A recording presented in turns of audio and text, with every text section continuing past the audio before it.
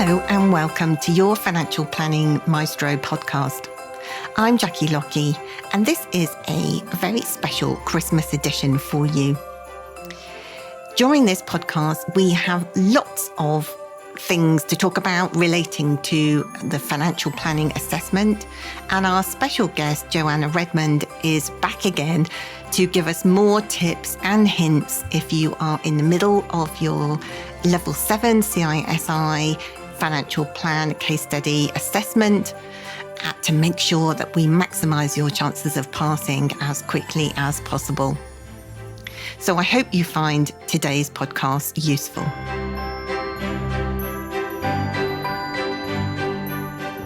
Hello and welcome. I'm Jackie Lockie, your Financial Planning Maestro. And today I am joined by a very special guest who is back by popular demand to talk all things Certified Financial Planner assessment related. And that is Joanna Redmond from Investment for Life. Welcome, Jo. Hi, Jackie. Thank you for having me again. And we're doing an extra special thing today, aren't we? Because we are talking all things CFP related regarding how to build your case study. And also, as it's because it's a Christmas special as well, we are Christmas jumper laid out and with little horns on and everything. And we are going to talk about some of our Christmas traditions at the end of today's podcast as well. So thanks for rolling up your sleeves and being a willing participant in today's activities. You're welcome. Thanks for having me here. I mean, I couldn't stop talking last time, I don't think. So we had to go again, didn't we, to fit it all in? Yes, we did. So we are going to dive straight in and start talking about the approach to the case study. So I know that one of the things we've talked about before is about reading the case study, and actually not just reading the case study and start, diving in and creating your financial plan submission for the assessment, but actually reading it again, because lots of people seem to get distracted when they get involved in the nitty-gritty and actually lose sight of what the client's objectives are, don't they? Definitely. So read that case study, read the fact find, and then do it again and again if you need to, and make notes every time that you've read it. Because, when I was marking case studies, I always started by reading the case study before I started marking. And I often found that I would read about queries and concerns that the clients had, and I would be then looking for answers to those queries in the text of the submission in front of me. So if something had been excluded, I would have to fail a standard relating to meeting the client's objectives. You can't read the fact find too many times, because remember, the assessors have read it time and time again. They know these clients inside out, and they're expecting certain areas to be covered, and they know if something that you've written doesn't fit the client's objectives. Yeah. And that's a really good point, because I remember when I was talking to Farida on one of our first series of podcasts, she was saying that she wished the thing that she'd done that she most wished that she didn't do actually, that she most wished she had done, was write out on a bit of paper and stick it to her wall or stick it to the PC exactly what the client's objectives were, because she was one of those people who fell down that hole and kind of got lost in doing all the calculations and then didn't bring it back to be relevant to what the client actually wanted. Yeah, and there was a case study a while ago that I think has long since been retired, but one of the clients was a teacher, and she stopped work for many years to raise the children, but her intention was that next year she was going to return to teaching. And in that time that she hadn't been working, the rules for the teachers' pension scheme changed. So I knew that this one sentence that said she was returning to work meant that she had the old final salary scheme pension and the future career average pension for the teachers' pension scheme coming in. Yeah. And I was already looking for them both to be covered. Yeah. And of course, in a lot of cases, they weren't. Or, in a lot of cases for that case study, her previous history was ignored, wasn't it? Or just assumed that it would all be on the new basis. Yeah, that's right. And it's one of those things that perhaps was never intended to catch candidates out, but the rules of the teachers' pension scheme changed after this case study had been written and published. Yeah. So it needed picking up on, it needed to be in there. And I was always looking for it. Yeah. And that leads me on nicely to talk about the facts that you were given, which is another one of your top tips, isn't it? And we had our first group call with the people on my training course last week, and somebody fell right into this trap and said, Jackie, my clients aren't married. Can I assume that they do get married? So I thought you might like that one. If only. Yeah, we've seen that a few times as well. And also some interesting changes as clients go on throughout the life. But the tip here is use the facts that you are given. Don't try and change or bend the client's objectives. If they haven't said, for example, that they want to change their car every few years, don't build in a car budget for them, even though it's sensible to do that. If they've said they don't want to take risk, don't put them in a risky portfolio. And I think one of the things that I saw quite often were clients who had ethical or socially responsible or sustainable objectives. Often they would be put into a standard neutral portfolio, and then there would be a paragraph added about positive and negative screening for ethical funds. That's not an ethical portfolio. Yeah. Use it from the start. The fact find states those objectives. You don't need to add to them or take away from them. No. And actually, you've got to have that discussion. If you've got clients who have some sort of ethical views, then that they need to be taken into account when you're looking to adjust potentially or not. But the discussion needs to be happening in your case study, in your financial plan, about the client's attitude to risk and how it might change the equity returns and actually the other asset class returns, doesn't it?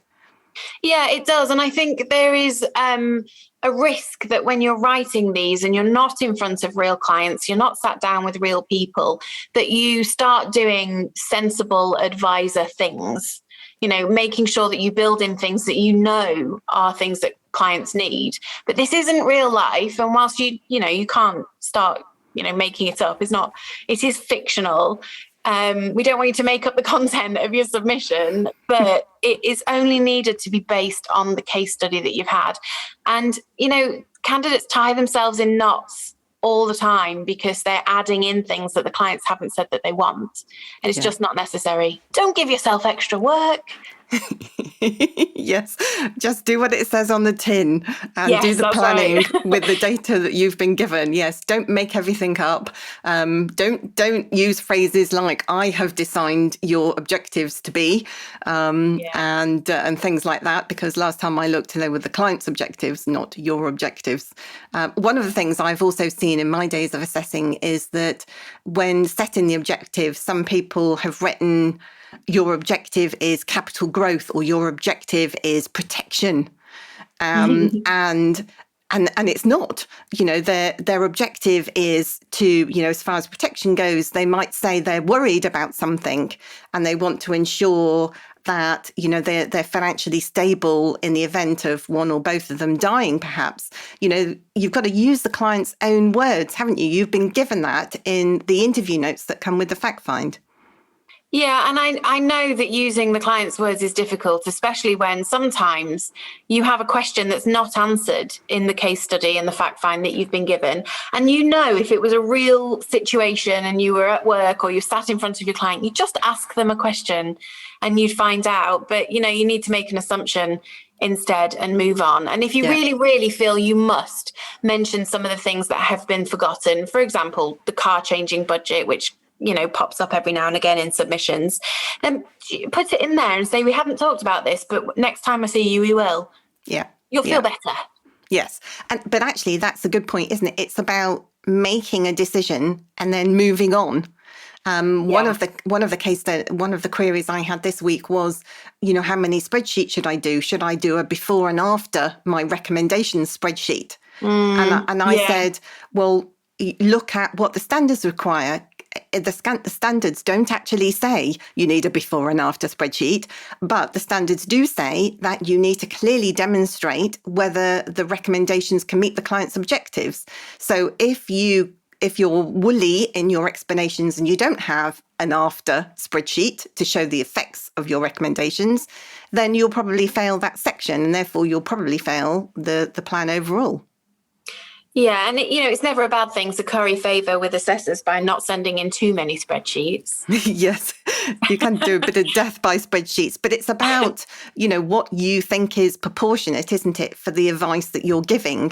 Because you don't want spreadsheets to be, superfluous to requirements, but if they help prove that all the clients that their clients' objectives are met. And that's actually one of the biggest things that I know I always used to fail candidates on, was clearly demonstrating that the client's objectives were met. Yeah, and some of the onus of making sure that the recommendations are, meeting clients' objectives is on the people who are marking your work as well. I used to keep a tally of how much capital had been used or what the surplus income was at the start of a plan, and therefore as each recommendation was made, how much it reduced by. So I often found that more money had been used in recommendations than was available, or more premiums were paid for protection than the clients had surplus income for. Those things are being checked as you go through. It doesn't do any harm to sort of signpost that you've made it and that it's suitable. Don't just write your recommendation and then write at the end, and as you can see, this meets your objectives and is a suitable recommendation. No, you've got to prove it. There's a difference, isn't it? There's showing it and proving it, and you've got to prove it. And actually, talking of spreadsheets, that leads me on very nicely to my favourite subject in our household here. Assumptions, yes. And our next tip about assumptions, and that is one I talk about this so much, and people must think I have lost my mind, because they laugh at me when I say, make sure that the assumptions you set out in your assumptions section, you actually use in your calculations, because, like you, so many people just do something different. I'm not quite sure why, but I keep saying it, and everybody goes, yeah, Jackie, yeah, move on. But then when I see the financial plans of people that have failed, perhaps their first or second submission, it quite often contains mistakes as far as using the numbers are concerned. Yeah, it does crop up. I've seen a variety of different assumption figures used for the same thing. And I think we mentioned on the last episode that we recorded of this podcast that, if you're using, for example, the state pension increasing by the triple log, make sure that you inflate the state pension by the highest figure of the three. Don't just use inflation. Don't just use your 2.5%, but we do see that often. And I often see that candidates use conflicting life expectancies. So often they will state the assumption for how long the clients will live, and then I see another one creeping up, another life expectancy creeping into another scenario. So don't suggest that, for example, in a death scenario, the survivor dies young and therefore the money will last for longer, because we know what candidates are trying to do there, making sure that there's enough money to see them through to a younger age. But you've already stated an age, you need to stick to it. Yeah, if you've bumped them off, you've bumped them off. And, if you say that they're going to live to 100, and each client lives to 100. And actually, the mistake I made initially in my spreadsheets when I was creating them for the course was that there was quite a big discrepancy in the age of my two clients that I was working on. And so when I stated in my assumptions that each of them would live to 100, that meant that when the youngest was 100, the oldest was, I think, 104. And he was still alive in my spreadsheet to start with, which obviously would have failed completely, wouldn't it? It would. And it does seem to be something that seems to crop up quite a lot, that the assumptions get stated at the start and then they get almost forgotten as time goes on. And, there's a lot going on in these submissions. You can't keep track of absolutely everything. Yeah. But the important bits of the assumptions are a very important part of, the building blocks of the financial plan. So I think every time, you need to find a new assumption, or you're creating a new assumption, you need to go back and check what you've already got, don't you? You do. And if there is any reason to change any assumption, then that in itself is an assumption, and it needs to be adequate, reasoned and reasonable to meet the standards. Yeah, that's really interesting. So yes, do what you have stated and stick to it. One of the other assumptions that I was talking about with my group last week was dealing with income that's generated from the current portfolio and how that is dealt with in the assumptions. And we were talking about, say, in the fact find, there is, a savings account that is generating, 0.5% interest. And the question was, how do I add that on top of the assumptions that I'm setting? And so I said, well, actually, they're included in the assumptions you're setting because your assumptions are the forward-looking figures that include growth and dividends or interest and everything in there to try and keep the calculations as simple as possible. Because let's face it, other than that, you're going to be there for a month of Sundays with your spurious accuracy, creating so many different spreadsheets and so many columns in spreadsheets, trying to work out things to minute details that actually you don't need, do you? No, you're right. And, we work with assumptions day to day with clients. We just don't necessarily write them all down. So really, I think that one of the reasons that assumptions is a stumbling point for the CFP is because we are asking you to do something that you wouldn't normally do. And you might have your assumptions set and you might review them every year or every 6 months or however often. But there are lots of things you take for granted, like we're assuming that the clients are well and continue to be well in sort of the base scenario, where everything goes exactly as the clients have expected and they both live to age 100 and it's all happily ever after. You're assuming that they'll be well. You're assuming that their relationship stays in the same way it is now, not that they get married if they're not already married and things like that. It just needs to be consistent. Yeah. So that's a steady state assumption, isn't it? That, it is. You carry on in the same job, you remain in the same marital relationship, in the same status that it is as originally detailed in your case study. Yeah. And, if the clients would be better off getting married, maybe that's a recommendation. I mean, it's an awkward one to make. Yeah. But maybe you need to recommend that they do that for inheritance tax planning, for example. Although in my particular case study that I've been working on, I've made it clear and it says the clients under no circumstances want to get married. And so I think in that kind of scenario, you still might suggest it, but you actually wouldn't go there assuming that they had got married, would you? No, you wouldn't. And I think there's another case study, or there was in the past. I haven't marked for a while, so I'm a bit out of touch with the current case studies. But there was one where one of the clients had a problem with his health and was a smoker. And, in that case, you need to have a think about whether it's reasonable to assume that they live to 100. Yeah.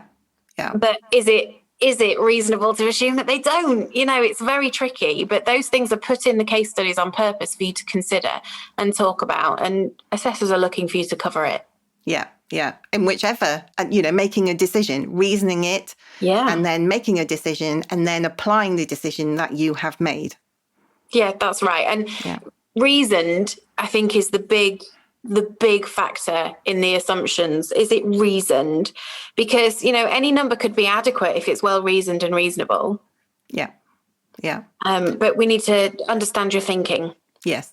So the reasoning bit is really about demonstrating how you're thinking things through, isn't it? It is, yeah. And we mentioned before, didn't we? So long as you have met that adequate reason and reasonable criteria, then really you could argue almost anything. Yeah. Yeah, absolutely. It still needs to be reasonable at the end of the day, of course. Yes.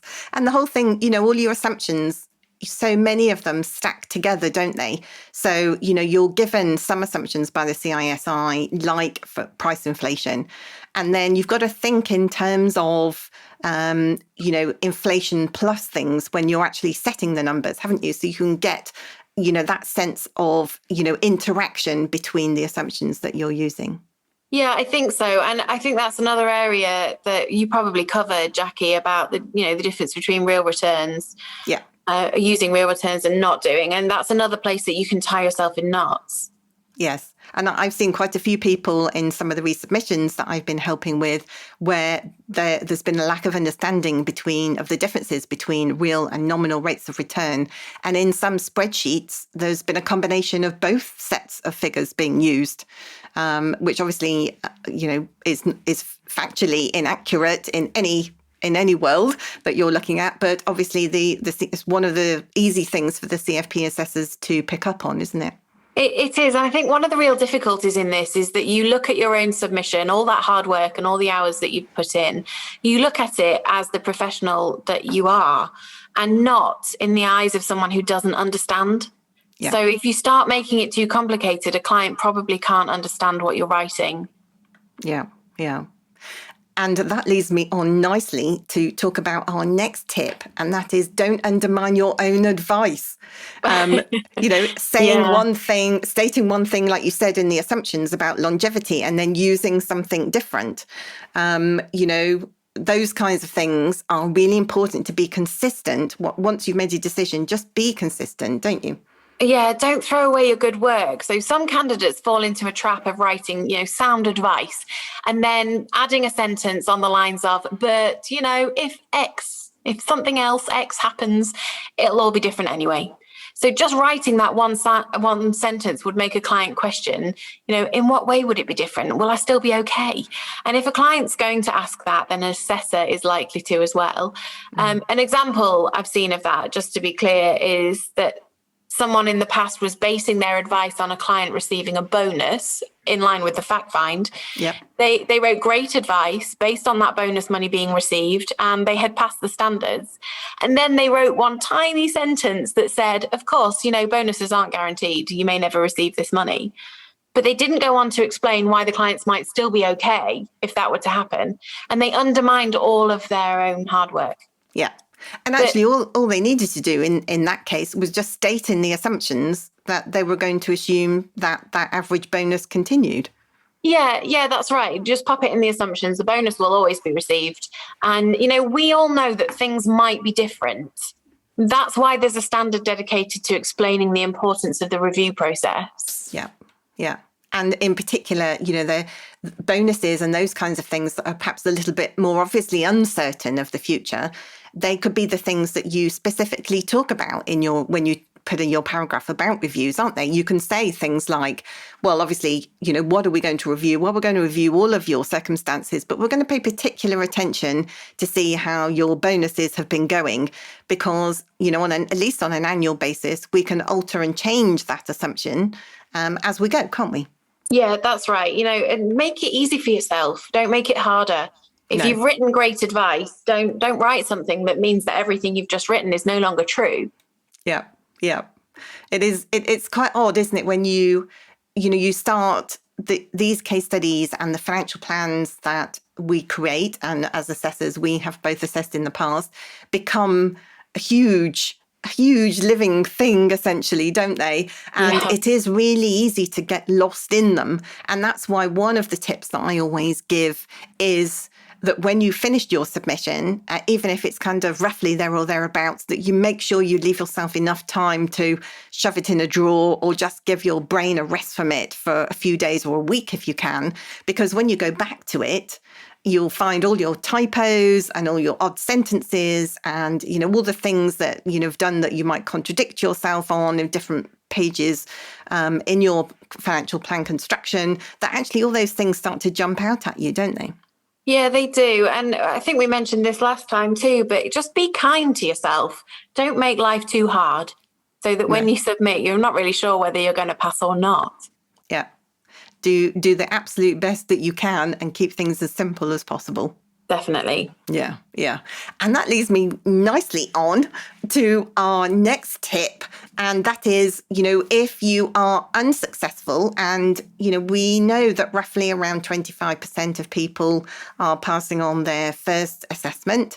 So that leaves roughly 75%. I'm quite good at maths, aren't I? 75% of people who are unsuccessful in their first attempt. And with the CFP case study, with the level 7 case study, you have 3 assessment attempts, don't you? So let's talk about how you present your changes on your second or third submissions, because I have seen some people recently on their third submission who, for example, have altered an assumption, so they've altered it in their spreadsheets, all factually correct and should have passed, but actually the text in their plan, when they've made reference to it, they've left the old assumption in there. And so they haven't themselves factored in a way of, joining the spreadsheets with the text to make sure that they're not then contradicting themselves by altering something. Yeah, and there are a few things here to keep in mind. One of them is that you have the same assessor throughout the process, all being well. You have the same assessor mark your second and third submission as marks your first. And they have a copy of your first submission. They're likely to put them side by side and have a look and see, have you made the changes where I expected to see changes to be made? And personally, when I handed in my own third submission, when I was applying for my CFP, I grayed out all the text apart from the changes I'd made to the third submission. No one told me to do that. And I rather felt like I was taking my CFP life in my own hands at that point. But there were just a few tweaks to be made. And I wanted to demonstrate to the assessors that I had addressed all of their concerns and make it even easier for them to see that I was, some sort of superstar and deserved my CFP. And I'd done enough to pass. And I sent the corrections back in a bold font and I grayed out all of the rest.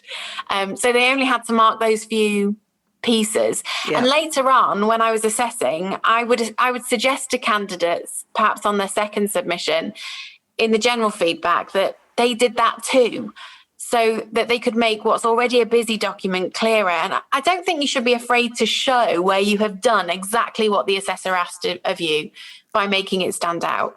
Yeah. They're likely to watch, though, for how those changes impact on other areas. So if you're going to do it, be sure to highlight everything that's relevant, everything that you've changed.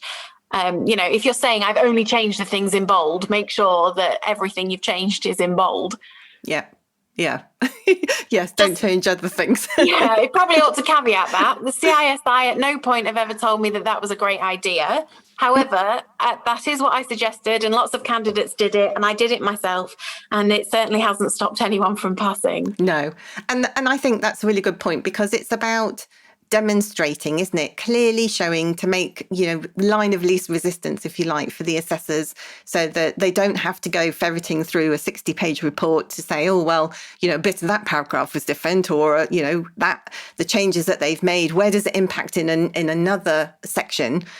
You're just making life easy for them, aren't you? Yeah, you are. And I know that there's certain reputation to the assessment process for the CFP, but the assessors really are looking at you having written the answers so that they can give you a pass. They want you to pass. Yeah. So help them out and show them where everything is. And, what do you have to lose? No. Everything to gain. Your CFP license for a start, which is what we're after. Yay! So let's look at the assessment standards, because this assessment is very different to other exams that many financial advisors and planners and paraplanners will have sat in the past.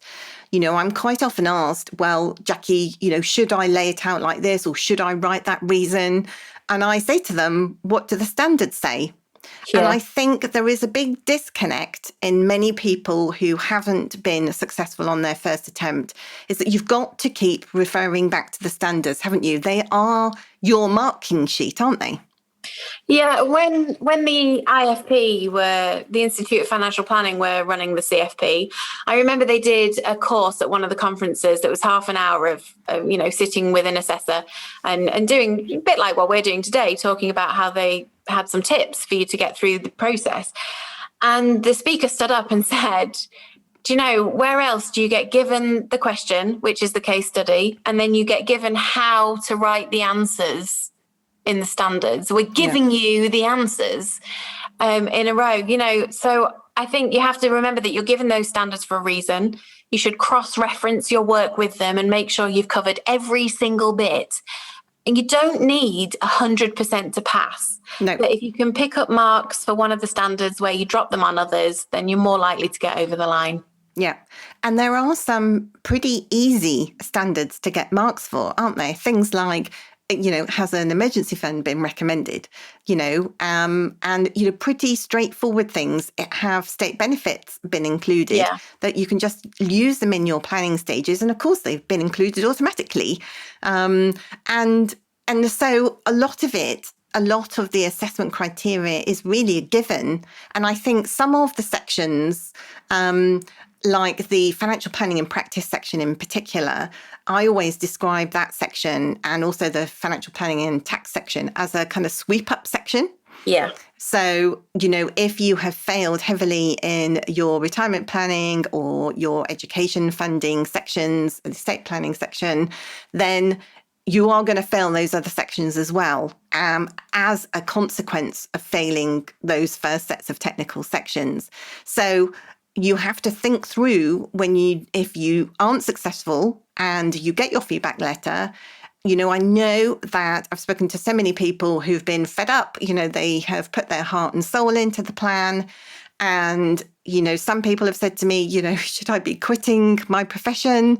I thought I love doing what I'm doing. And actually, when I look at the feedback and the marks that they've been given, they are very close to passing. And yet they feel deflated. Understandably, they feel deflated. But I am jumping about saying, you've got 50%. So you're more than halfway there because you only need 65 to pass.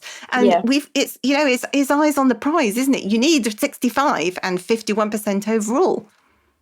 Yeah, and there are some really easy wins in the standards as well. There's a tick in the box for talking about underwriting.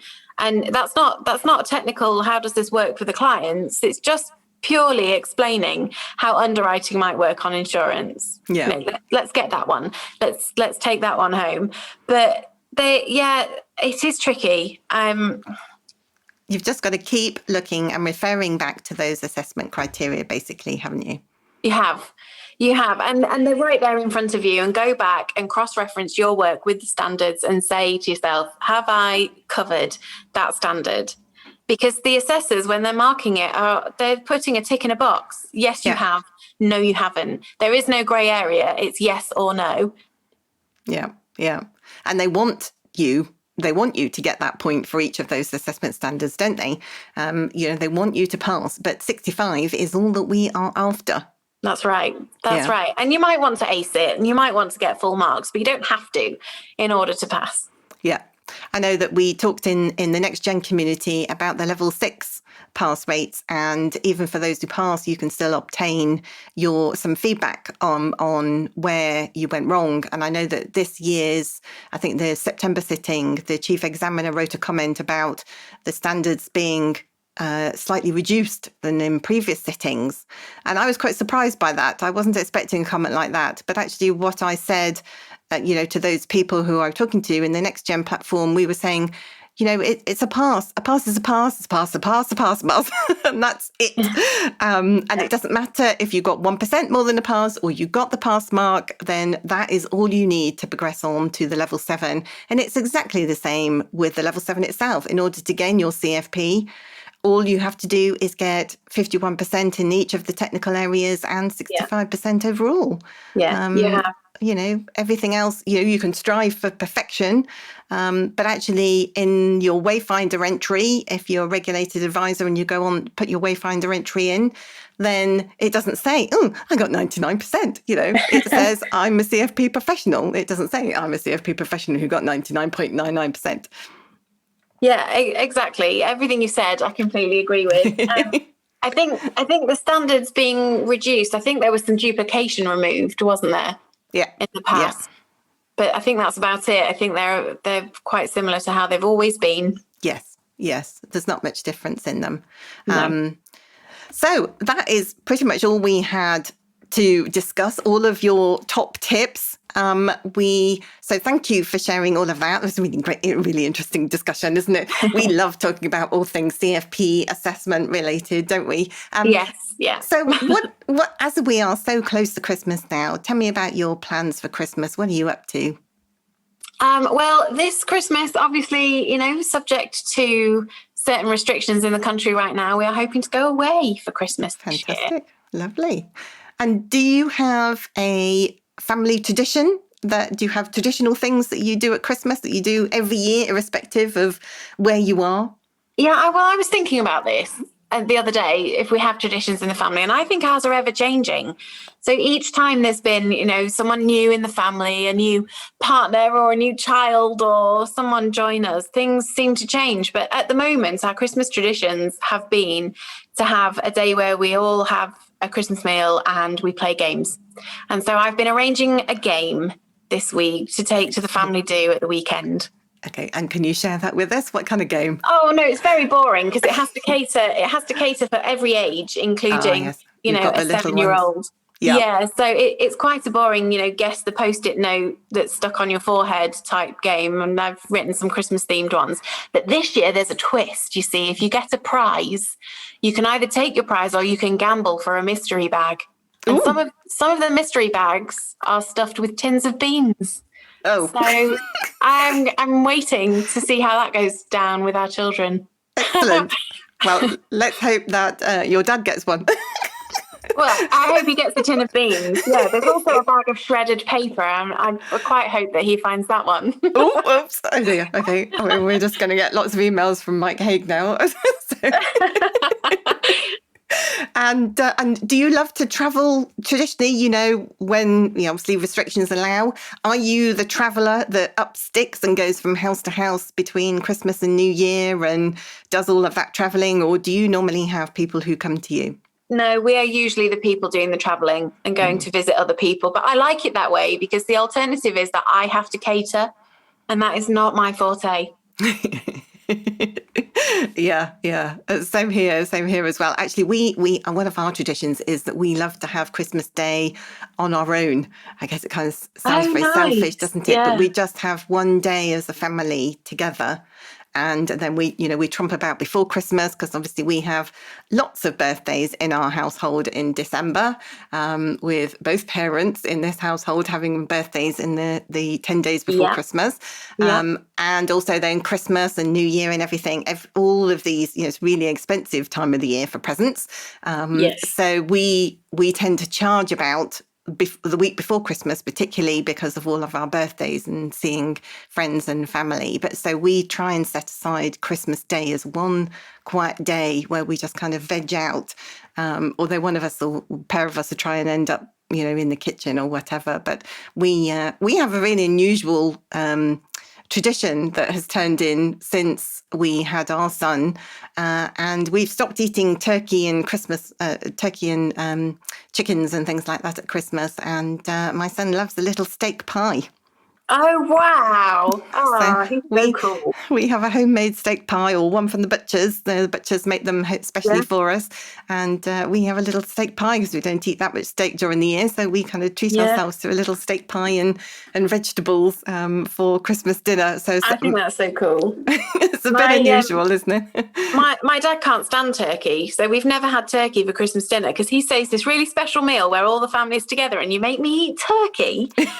So we've always had beef, so that's similar. Yeah, it is. It is lovely, isn't it? Yeah, I think you've got to do what works for you at the end of the day, and if that is beef and a little steak pie for 3, then that's the way it's going to be. It's not Christmas unless you've had some cheese and some alcohol, let's be honest. So Prosecco and cheese, that's all that's required really for our Christmas traditions. Sounds good to me. And what about New Year's resolutions? Are you a New Year's resolution person? I feel like you're going to know my answer before I say it, but no. No. I don't do New Year's resolutions. I just can't conform to rules. I'm just not someone who sticks to a resolution. And if I'm going to do something, it's not likely to be just because it's become the 1st of January. But I do commend anyone else who can manage it. And I know that the reason that I can't do it is because I'm inherently contrary. So if everyone else is doing something, I'll dig my heels in and I'll refuse to join in. Maybe you should to grow up. Maybe you should do something on the 1st of June instead of the 1st of January or something, 1st of July. Yeah, 6 months in. Maybe that's what I'll do. Oh, no, I just don't want to, Jackie. I can remember one year, my dad I used to bite my nails when I was very young, and my dad was always telling me off and buying that horrible stuff that you used to paint your nails with that would taste disgusting to try and stop me. Of course, it didn't stop me at all. No. But I can remember in the middle of December, he was saying to me, you really should stop, maybe for a New Year's resolution, you should just stop. And then I just thought one day in the middle of December, I'm just going to stop now. And, I don't need to wait for the new year. I just stop now. And that was it. I've never bitten my nails since. That was a very long time ago.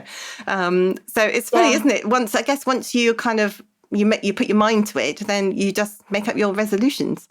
Yeah, I think if you're going to do something, you'll do it no matter what the day of the year is. But, anyone who does do it, I'm always jealous.